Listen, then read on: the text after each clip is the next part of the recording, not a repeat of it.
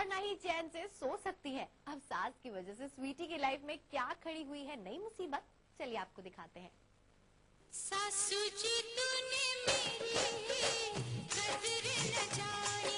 स्वीटी की नींद गई, स्वीटी का चैन गया। जब से सासू माँ आई स्वीटी का आराम गया। घर में स्वीटी की सासू माँ के आ जाने से स्वीटी का कुछ ऐसा ही हाल हो गया है। तभी तो बेचारी यहाँ खड़ी सोच में पड़ी है कि आखिर वो करे भी तो क्या करे। क्या करे क्या ना करे ये कैसी मुश्किल है, कोई तो बता दे इसका हल ओ मेरे भाई।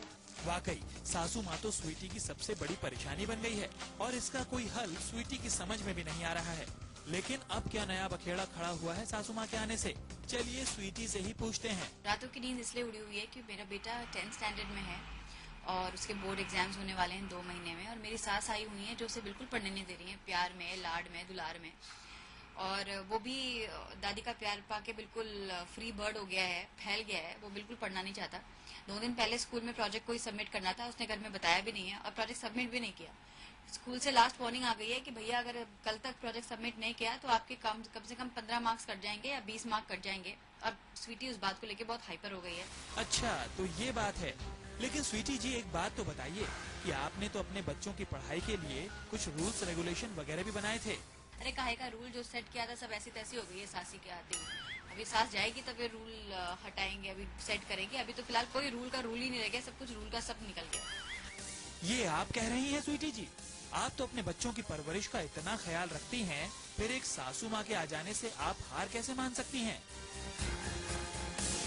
अच्छा खैर, अब स्वीटी के किरदार से निकलकर श्वेता बनकर बताइए कि आप अपनी रियल लाइफ बेटी पलक की पढ़ाई को लेकर परेशान रहती हैं या नहीं? मेरी बेटी अभी 5th स्टैंडर्ड में है तो अभी तक इतना कुछ टेंशन नहीं है। वो नहीं भी पढ़ती है तो भी बहुत अच्छे नंबर से पास हो जाती है, कितना डिफिकल्ट कुछ भी नहीं है।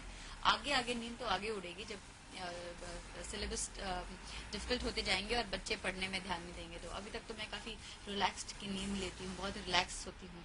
अच्छा तो ये बात है, लेकिन श्वेता जी हमें ये बताइए कि सीरियल में तो फिलहाल आपकी नींद उड़ी हुई है, लेकिन रियल लाइफ में श्वेता को कितना सोने को मिलता है? मुझे अगर सोने को मिल जाए तो मैं पूरा दिन सो सकती हूँ।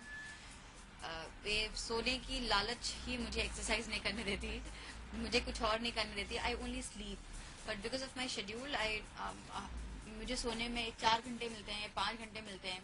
बहुत ज्यादा नींद मिलेगी तो 6 घंटे मिल जाते हैं, वरना नहीं मिलते। और जिस दिन छुट्टी रहती है उस दिन मैं सिर्फ सोती हूँ, उस दिन सिर्फ सोती हूँ, अपना रूम लॉक करके सोती हूँ। बाहर तूफान आ जाए, भूकंप आ जाए, घर में आग लग जाए, मैं बाहर नहीं निकलती अपने रूम से। यानी छुट्टी वाले दिन आप कुंभकर्ण की नानी बन जाती हैं, लेकिन फिलहाल तो आप सोने का ख्याल भी अपने जहन से निकाल दीजिए, क्योंकि अगर आप आराम से सो गयी तो रॉकी को फेल होने से कोई नहीं रोक सकता।